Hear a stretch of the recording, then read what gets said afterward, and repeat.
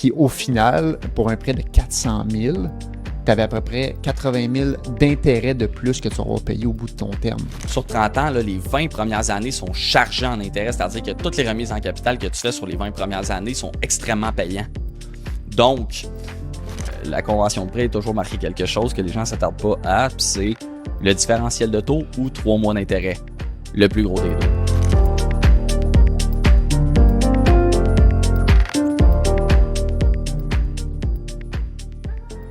Bonjour tout le monde, j'espère que ça va bien. Re-bienvenue au podcast Les Réfléchis, où est-ce qu'on explore l'immobilier, l'entrepreneuriat, puis le bien-être. Puis aujourd'hui, on va parler de financement, d'hypothèque, de toutes sortes de sujets qui est pas mal d'actualité dernièrement, qu'on en entend de plus en plus parler dans les nouvelles. Puis j'ai la chance d'avoir le troisième membre du cabinet Momentum qui n'est pas encore venu au podcast, puis on va discuter de plein de sujets ensemble. Salut Chris! Salut Gab. Ça va? Ça va toi-même? Yes sir, merci beaucoup. Merci d'être là aujourd'hui pour venir parler de tout ce qui se passe un peu dernièrement avec les hypothèques. On en entend énormément parler. Puis je pense que ton expertise, elle va être très intéressante aujourd'hui. Ben merci de l'invitation, j'apprécie beaucoup d'être là, puis je vais faire mon possible pour parvenir à expliquer aux gens mon savoir. Ben oui, assurément. Parle-moi un petit peu de ton background. T'es rendu chez Momentum. C'est récent? Ça fait combien de temps? Ben Momentum, c'est un cabinet qui est jeune, donc quelques années d'opération. Évidemment, là, Maxime, Louis-David et moi, on était en opération avant ça chez un prêteur spécifique en tant que démarcheur. On a tout le temps fonctionné avec la même organisation, mais ça fait 5 ans qu'on est les trois ensemble à proprement dit. Louis-David, Maxime était là auparavant, faisait déjà de la démarche hypothécaire pour le même prêteur. Puis moi, je me suis adjoint à l'équipe là à un certain moment. Louis-David et moi, on est des bons amis d'enfance. Ça fait une trentaine d'années qu'on se connaît. Wow, ok. Fait que, Je sais pas si ça voilà. faisait aussi longtemps que vous vous connaissiez. Ah bon, on est nés dans le même quartier, Ok. bon base de rock à Joliette, puis c'est ça, fait qu'on s'est tout le temps tenus ensemble, puis on a tout le temps un peu partagé nos visions d'affaires. Mhm. Un vendredi soir arrosé, lui David, puis il me raconte ses idées d'entreprise plus loufoques les unes que les autres. Lui David, là, c'est quand on apprend à le connaître, on sait que c'est ça, c'est un individu très coloré qui a beaucoup d'idées, puis lui et moi on se rejoint sur beaucoup de choses. Au niveau de l'intellect, je dirais qu'on a bien des atomes crochus au niveau de la mécanique de pensée. Puis ben il a décidé que j'étais une belle addition à son équipe depuis ce moment-là.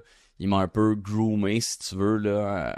Puis ben moi, ben avec mes spécificités personnelles, ben j'ai pu prendre une part du gâteau qui me revenait là, de manière naturelle. Puis tu fais principalement de la souscription Ouais. des dossiers de Maxime puis Louis-David. C'est effectivement mon rôle dans le fond, tu sais, fait que là où moi je suis apte à performer le mieux, c'est dans la souscription, c'est quelque chose que j'affectionne beaucoup. Drôlement, les chiffres, c'est pas quelque chose qu'on peut être appelé à aimer dans la vie, Non. qu'on peut dire, mais moi j'aime Absolument. ça. Ça me fait plaisir de constater les chiffres, puis c'est là-dedans que je me complique, puis je pense que c'est là que je suis le plus utile. On a tout un peu notre part du gâteau pour trouver des solutions pour notre clientèle chez Momentum, puis moi je pense que je suis exactement sur mon X à la souscription.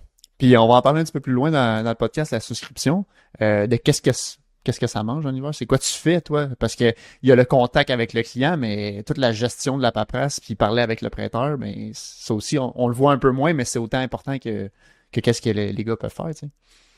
Tu sais, on parle souvent du courtage hypothécaire comme une recherche de taux, mais en fait, on a toutes les mêmes, tous les courtiers hypothécaires. Je suis moi-même courtier en tant que souscripteur, je suis courtier également. Mais donc, je pense que moi, je nous vois un peu comme des avocats de la finance, puis un même dossier présenté d'une certaine façon ne peut pas avoir nécessairement la même allure, puis c'est à ce moment-là que les chiffres se mettent à nous parler, puis je pense que la préparation d'un dossier en pré-envoi, avant de l'envoyer en analyse, c'était extrêmement crucial au delivery, à la toute fin. La qualité va partir de la préparation dans l'hypothèque parce que un nouveau dossier, c'est quelque chose que tu n'auras pas deux fois. Il sera pas nouveau deux fois ton dossier. Une fois que tu as lancé la balle, ben si tu as manqué ta curveball, c'est terminé. Le home run est parti. T'sais. Fait qu'il faut que tu prépares ton dossier d'une façon à ce que tout se passe confortablement pour les partenaires, les clients, pour nous. Fait que je pense qu'un poste de souscripteur, quand tu as le volume nécessaire pour t'accouder de 1, c'est extrêmement pertinent.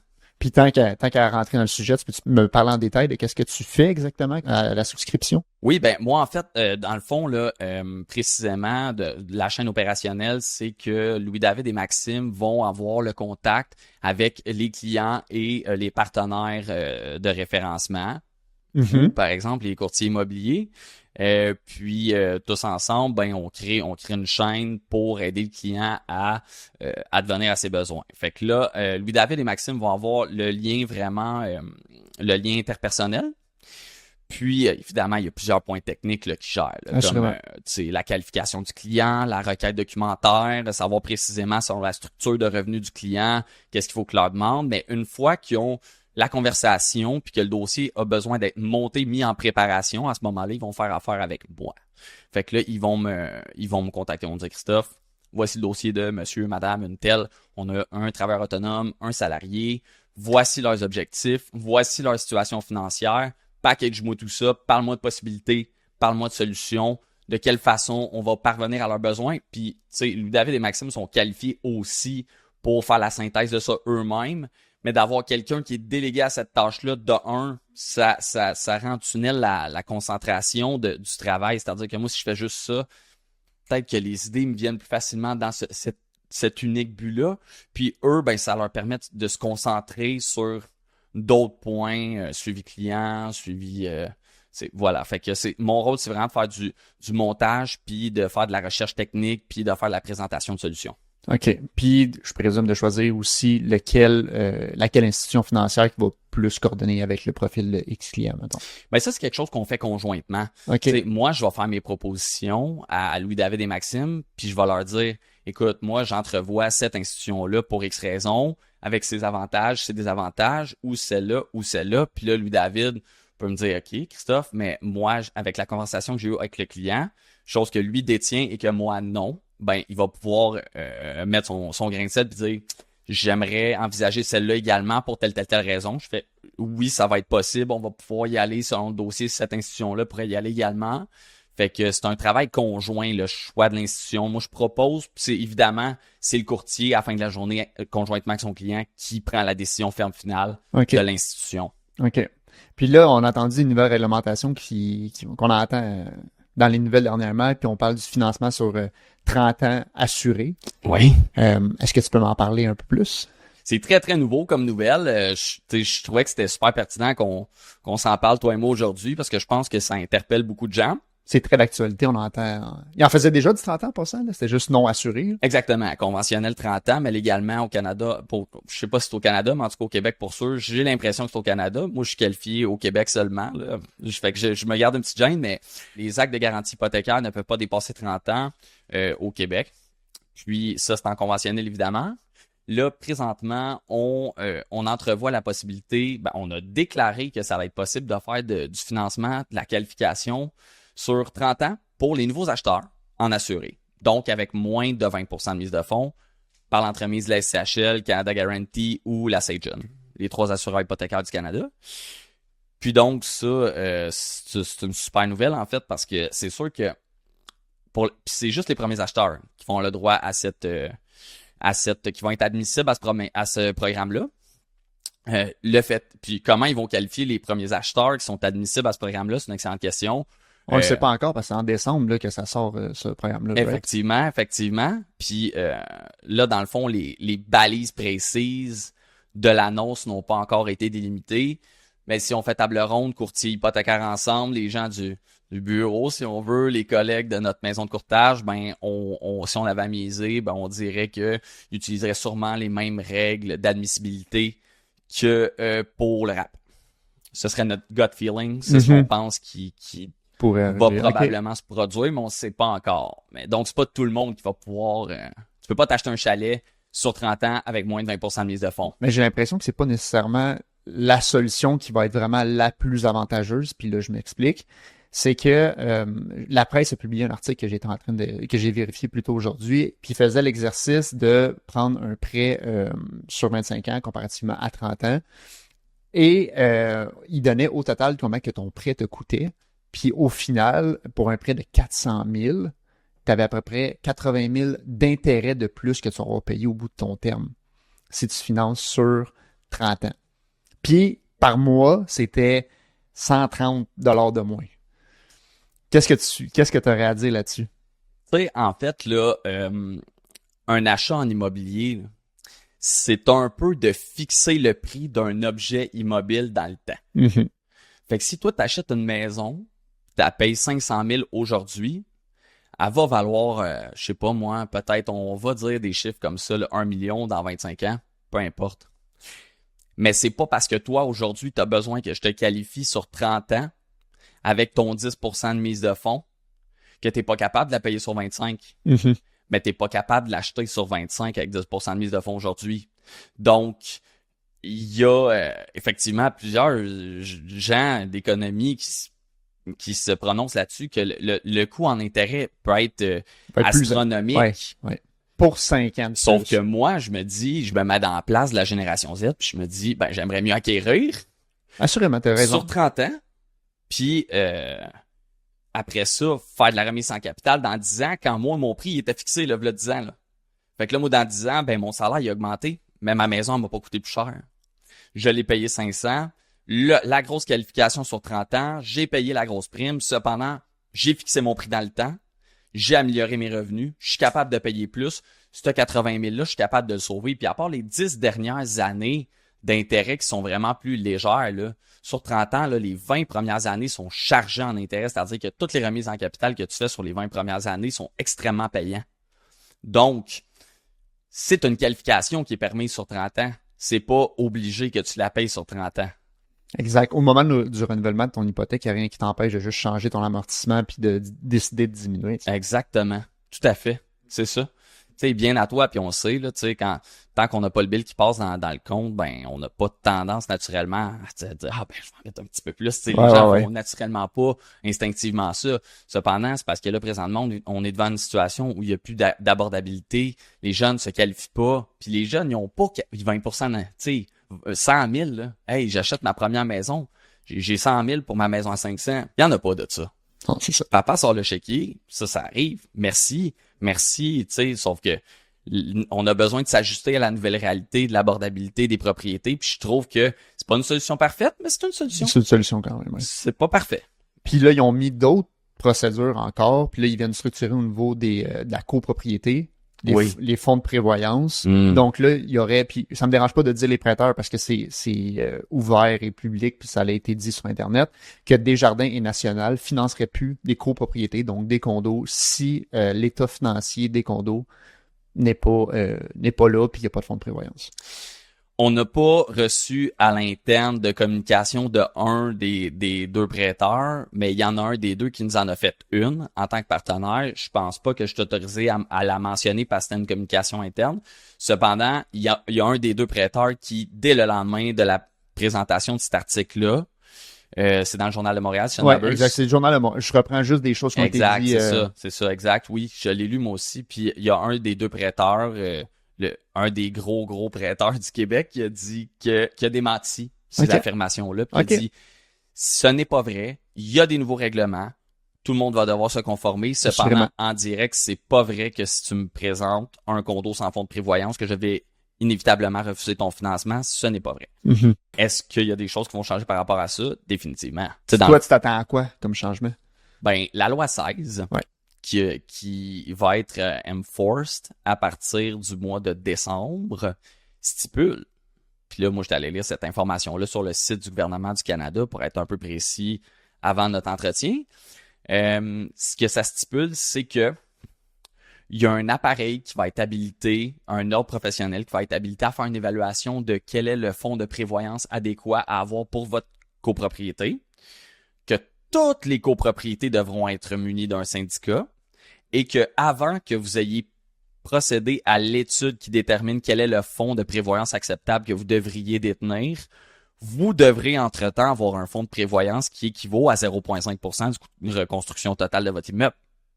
Ce qui est un montant pharaonique, là, tu sais.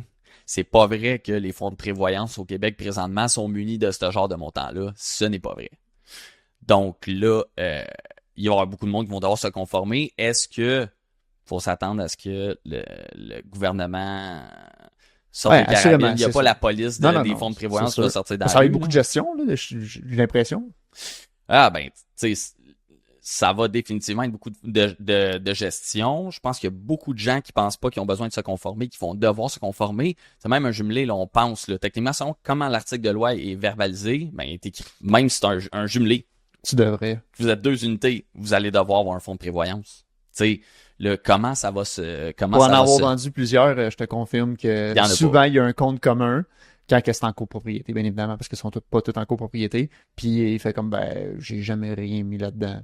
Puis je m'en ai jamais servi de ce compte-là. On s'est toujours, ouais? arrangé, on s'est toujours arrangé chacun de notre côté. Tu sais. Ouais. Donc j'ai hâte de voir ce que Wow. l'article, ce qu'ils vont mettre comme modalité, puis faire en sorte que si les SEM détachés, ça devient obligatoire aussi, mais c'est parce que c'est d'autres coûts, là. Ils n'auront pas le choix de donner du temps, j'ai l'impression. C'est le feeling que j'ai. Tu sais, je veux dire, à un moment donné, je pense que c'est une bonne idée. C'est une belle manière de protéger le public, puis c'est un peu le rôle du gouvernement là-dedans. On a constaté des failles, il y a eu des problèmes dans les 5-10 dernières années. Je pense que tu as pu en témoigner toi-même. On a entendu toutes sortes d'histoires. Maintenant, on s'arme d'un appareil de protection du public. Je pense que c'est une excellente idée. Je suis d'accord. Est-ce que ils vont faire ça de la mauvaise façon? Je ne crois pas. J'ai l'impression que il va y avoir une gradation, puis que même si ça doit être en place à partir de décembre, on a des avertissements, il va y avoir une gradation, j'ai l'impression. Ce sera pas d'un coup, là. Mais au niveau des prêteurs, Ouais. il y en a déjà qui ont commencé à refuser des prêts. Ah ouais? Ouais. OK. Il y en a.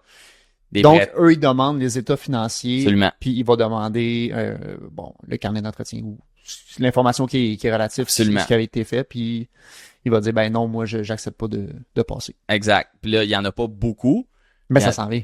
Mais la principauté les prennent encore, mais il y en a déjà qui nous ont dit non, par contre. Fait que moi, ça me dit, oh, tu sais, au niveau financement, ben, tu sais, je veux dire, définitivement, on va se barrer certaines portes. Est-ce que ça va être un problème? Bon, il y aura toujours des Ouais, solutions. assurément. On va toujours trouver des solutions. Ça, j'ai entendu dire que tu étais réputé pour te mettre dans mode solution, anyway. On a une bonne... on est affilié à la maison de courtage Consortium hypothécaire, nous, chez Momentum, puis on a un très beau partage de savoir qui règne chez Consortium. C'est quelque chose de très fort.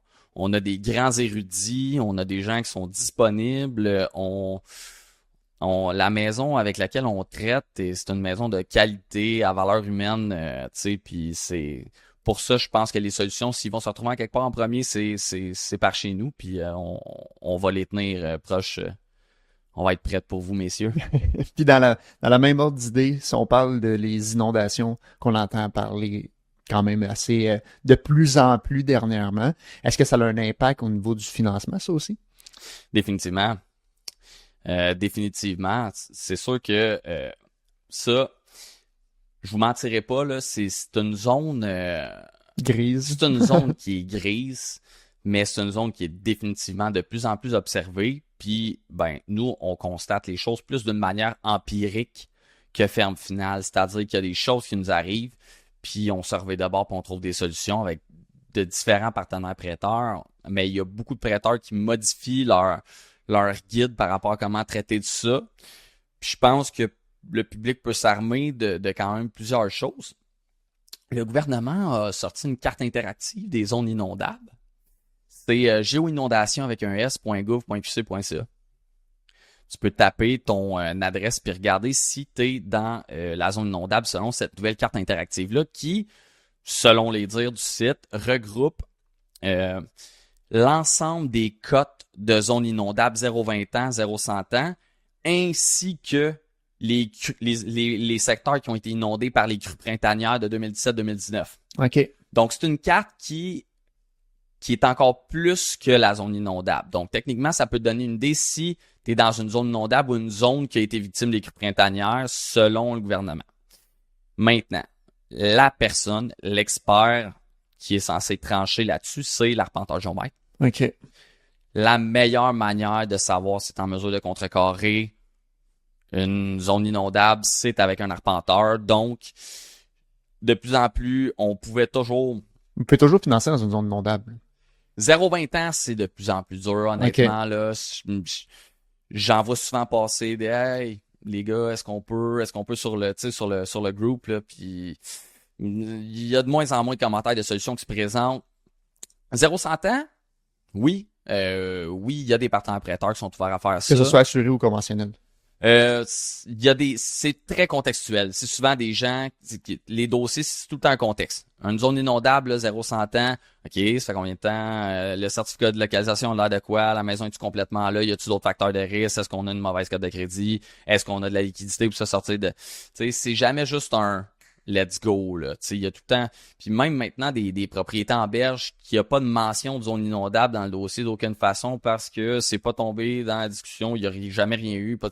Souvent, même les maisons proches des adresses, des adresses proches des berges vont être contre-vérifiées sans même qu'il se passe rien, là, tu sais. Fait que là, ils sont rendus aiguisés là-dessus, ils regardent ça, ils ont l'œil ouvert. L'idéal, c'est ça, d'avoir un certificat de localisation préparé en amont de la transaction, à mon humble avis.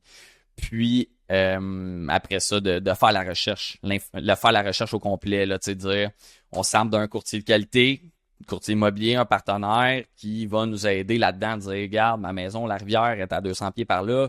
Je pense pas que je suis en zone inondable, on m'en a jamais parlé, je l'ai acheté, je l'étais pas. Ça a tout changé. Qu'est-ce qu'on fait avec ça? Mise en marché. C'est important que le travail soit fait en amont. Je pense que ça sauve du temps à tout le monde.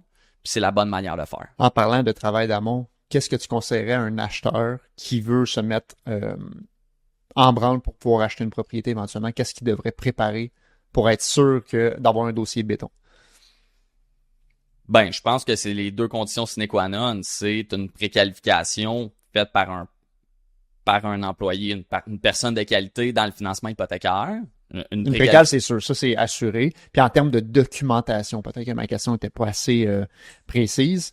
Mais techniquement, tu sais, puis là, je juge personne, là. Tout le monde a le droit de travailler de la façon qu'ils veulent, mais techniquement, si tu as une préqualification dans les mains, hypothétiquement... Tout a été fait. Oui, puis à la rigueur, je te dirais, même si ça va être à renvoyer au moment de la promesse d'achat, ta mise de fonds a été contrôlée sur 3 mois, déjà, tu sais.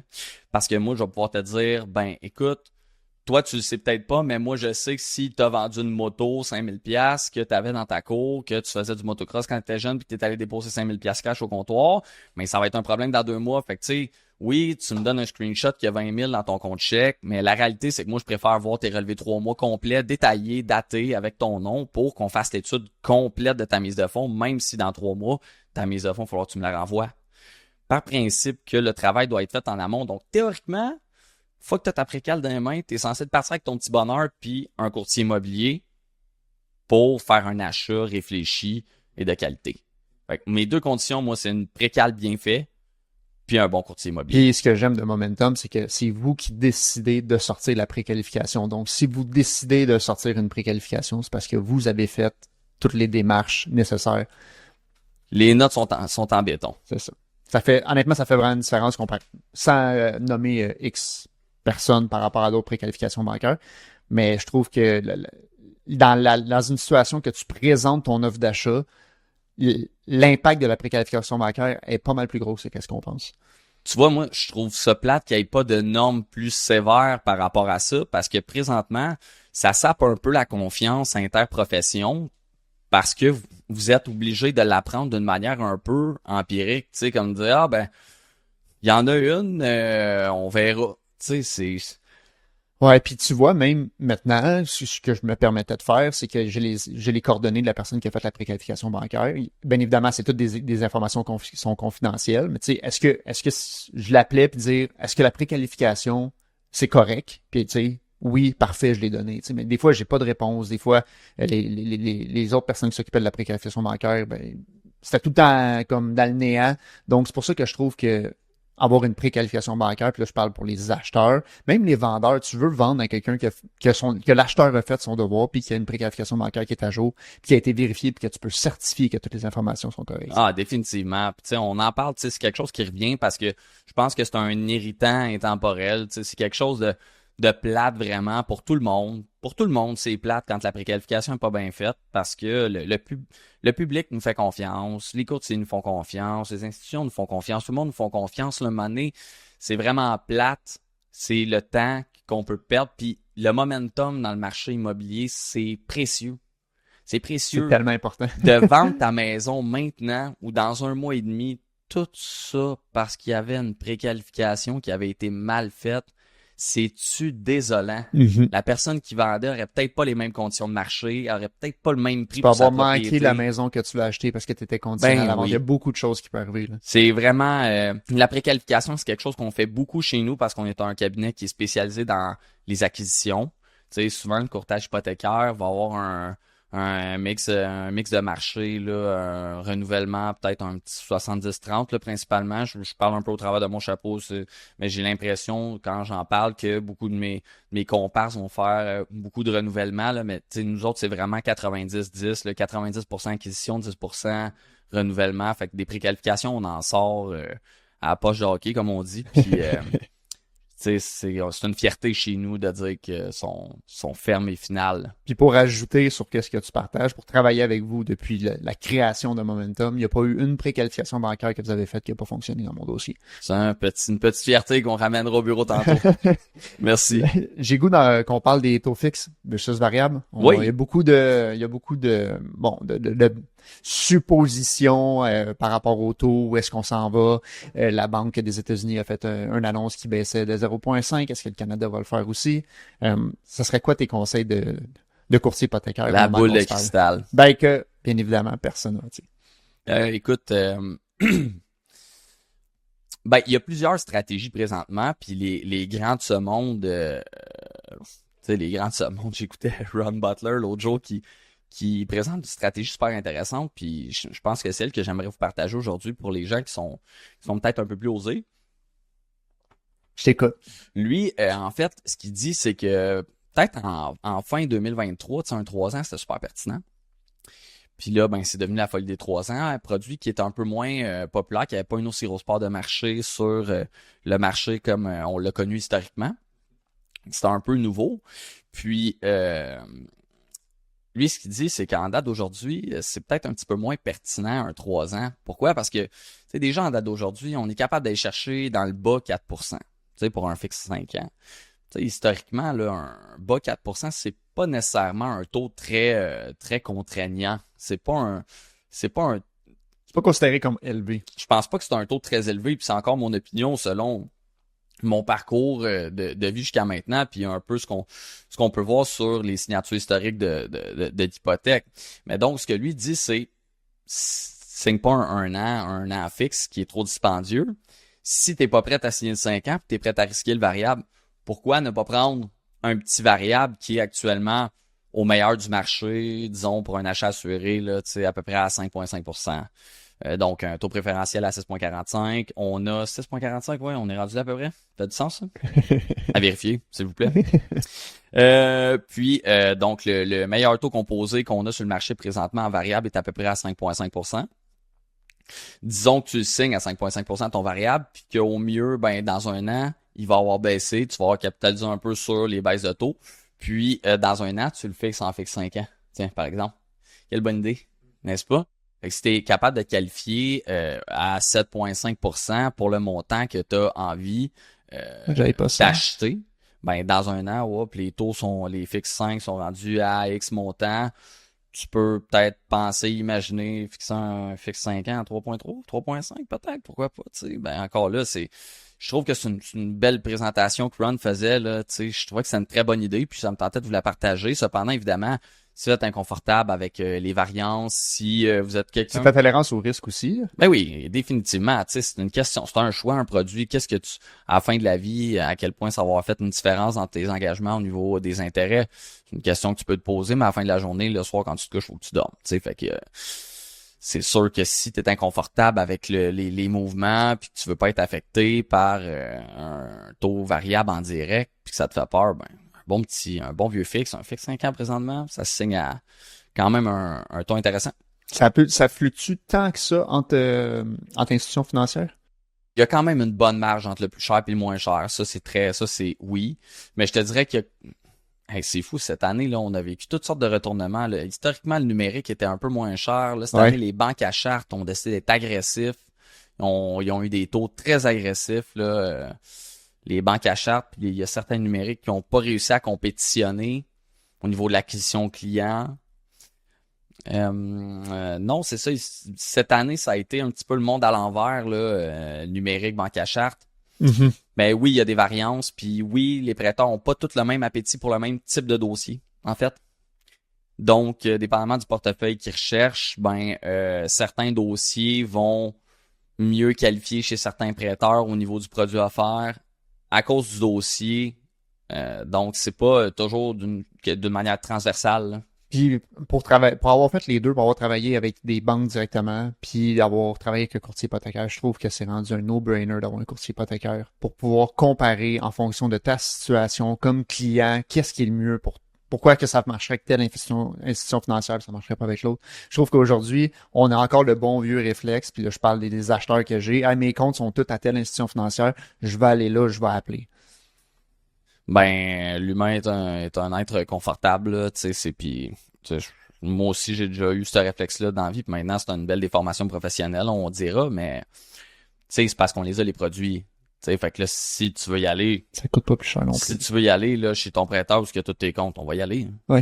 Sauf que tiens, je vais te présenter un contexte. Toi, il y a une maison que tu trouves bien belle, puis là, ton prêteur, il va pas, puis là, il y a personne d'autre qui a tes papiers, puis t'es en plein milieu d'une promesse d'achat à 14 jours de délai, puis là, il te reste 7 jours, puis là, tu vas la perdre parce qu'il y a un deuxième rang, puis t'étais donc content d'envoyer ton dossier à la banque qui avait tes comptes, mais eux autres, ces dossiers-là, ils les font pas.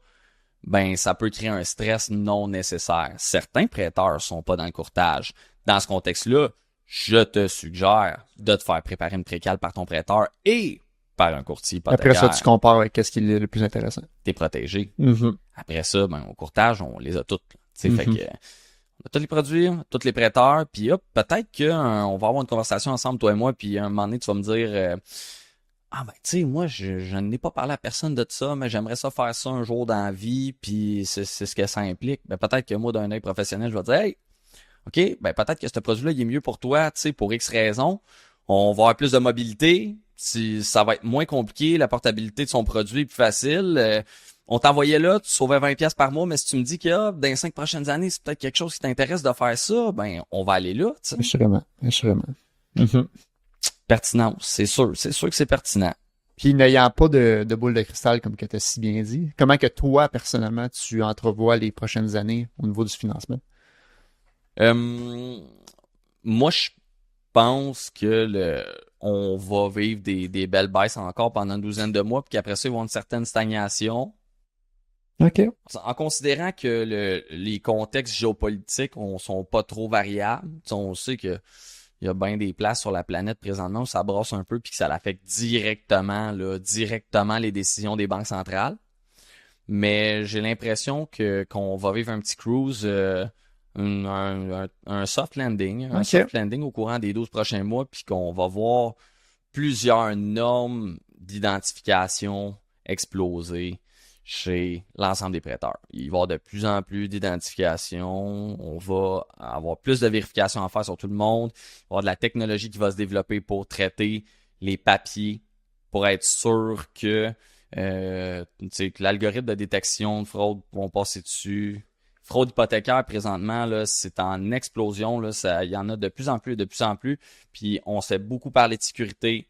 Fait que soyez pas étonnés si vos collaborateurs, vos prêteurs, vos courtiers hypothécaires commencent à vous demander plus de pièces d'identité, ils vous posent plus de questions sur vos provenances, pourquoi il y a une disparité entre votre adresse, votre bureau de crédit, votre permis de conduire. J'ai déménagé, ok, parfait, quel moment, il va y avoir de plus en plus de vérification d'identité, puis la technologie va prendre une très grande place là-dedans.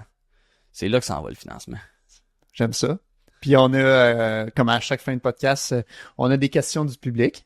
Puis comme le dernier c'est-tu le dernier qu'on a fait ensemble? Le dernier podcast qu'on a fait ensemble? Hugo, vous le connaissez. Ben, il va te poser quelques questions. Parfait. Salut Hugo. Allô Chris. Comment ça va? Ça revient toi-même? Oui. Donc, petite question pour toi. Oui. Je vais vraiment lire la question comme qu'elle est répondue présentement, comme qu'elle a été écrite. J'ai entendu dire que c'était possible de briser mon prêt hypothécaire pour avoir un taux plus bas que celui que j'ai présentement. C'est quoi les implications de faire ça? Ben, évidemment, donc, une pénalité, là, c'est pas simplement calculé, malheureusement, là. Fait que ça, c'est un calcul qui est caché avec le père Foura en haut de la plus haute tour du château. C'est sur la convention de prêt, il est toujours marqué quelque chose que les gens ne s'attardent pas à, puis c'est le différentiel de taux ou 3 mois d'intérêt, le plus gros des deux. Donc, les banques à charte utilisent des taux affichés pour calculer le différentiel de taux qui t'amène souvent à un point de pourcentage relativement élevé qui va faire que ta pénalité peut être très salée si tu es en fixe. Très salée. C'est plus que les taux baissent, plus que ta pénalité augmente, en fait, simplement. C'est unidirectionnel, puis ça va très vite que c'est dispendieux. Dans le numérique, historiquement, ils utilisent aussi des taux affichés. C'est pas exactement il y en a qui utilisent les taux contrats. En gros, là, à quoi tu dois t'attendre? Tu dois t'attendre à payer une pénalité. Puis si la pénalité est rentable sur les intérêts encourus que tu aurais encourus sur le reste de ton terme actuel. Donc, tu as signé un 5 ans. Tu veux signer un 5 ans plus bas.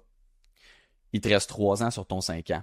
Si tu es capable d'amortir ta pénalité sur la différence d'intérêt que tu aurais payé entre ton 3 ans là puis ton 3 ans, tes 3 premières années de ton nouveau contrat, techniquement, c'est un move intelligent.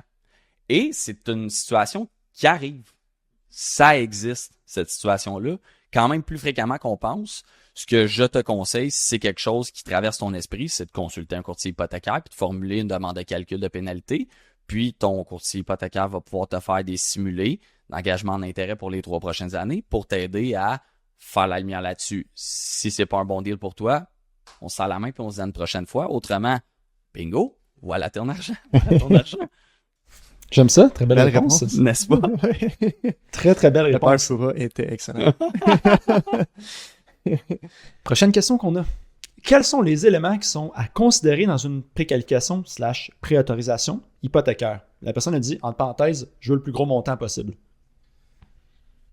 Ben, si tu veux le plus gros montant possible, ce qui va être à considérer, c'est ton produit, parce que toute chose étant égale par ailleurs, moi, je dois qualifier ton dossier à 2% au-dessus du taux contrat. Donc, souvent, là, évidemment, ta mise de fonds, si tu es capable d'aller chercher une mise de fonds conventionnelle, c'est-à-dire ne pas passer par la SCHL actuellement avec un don parental, ça pourrait t'aider à avoir une beaucoup plus grande capacité d'emprunt, pas juste dollar pour dollar, parce qu'on peut maintenant qualifier ton dossier sur 30 ans, ça améliore de beaucoup ta capacité d'emprunt, mais aussi tu devrais envisager un produit long terme fixe pour avoir les meilleurs paramètres de qualification, c'est-à-dire le moins cher, 5 ans fixe, va faire qu'on qualifie ton dossier sur moins, même s'il y a une surprime sur 30 ans, ça nous donne encore un coup de main. Les prêteurs peuvent accepter des dossiers qu'on appelle hors ratio, donc avec un amortissement total de la dette au-delà de ce que les assureurs prêts permettent. Donc, définitivement, les 2 facteurs, mise de fonds puis le produit, c'est les 2 manières qu'on aurait. C'est sûr qu'il y a plusieurs programmes spécialisés qui existent. C'est les travailleurs autonomes, par exemple. Il y a plusieurs prêteurs qui ont des programmes adjacents à votre profession qui nous permettent d'aller chercher dans les fonds de tiroir des montants qu'on n'aurait pas pu utiliser en direct. Donc, faut présenter ton dossier à un courtier hypothécaire, étude complète. La meilleure manière d'emprunter le maximum, c'est de présenter ton dossier à un courtier hypothécaire compétent qui va pouvoir trouver les solutions pour toi. Il y a plusieurs démarcheurs directement dans des banques qui pourraient faire du très bon boulot. Si tu veux le maximum de capacité d'emprunt, consulte un courtier hypothécaire compétent. J'aime ça. Belle réponse encore une fois, c'est excellent. Je veux pas me vendre ma profession, mais c'est la chose à faire. Il y a tellement de détails, il y a tellement de variables à tenir en compte. Je vais pas, c'est dur de juste te dire, tiens, voici le petit sac du parfait bonheur, là. C'est un métier, comme le courtage immobilier, tu sais, comme c'est un métier, il y a trop d'impondérables juste pour qu'on, tu sais, mais, appelle-nous, on va t'aider. Dernière petite question, c'est une question des réfléchis. Oui. Si tu pouvais passer un court message à l'entièreté de la planète, tout le monde te comprend, il n'y a pas de barrière linguistique, qu'est-ce que tu dirais? Respecte ton budget. C'est parfait. C'est parfait. Ta maison, là, faut que tu sois heureux dedans. Et pour ça, faut que tu sois, tu sais, on a des normes de qualification, l'enveloppe maximum. Hey, mark my words, si ce que toi, dans la vie, tu veux, c'est la plus grosse maison possible. Puis, mais c'est vrai que c'est correct, là, 35-44 comme ratio d'endettement à qualifier qui passe par les SHL, mais d'acheter à 25-35, c'est correct aussi. Respecte ton budget. Fixe-toi un budget et respecte-le. J'aime ça. Merci, Chris. Merci, Chris. C'est moi qui vous remercie, les gars. D'être venu partager ton expertise, puis ça donne le goût d'être courtier hypothécaire quasiment. Vraiment, Comment tu le gères? Ah ben les gars, j'ai eu un super beau moment avec vous. Merci beaucoup de m'avoir Puis, invité. si on veut communiquer avec Momentum, on fait quoi? 450-386-1175. Parfait. Merci beaucoup. Merci. Cheers.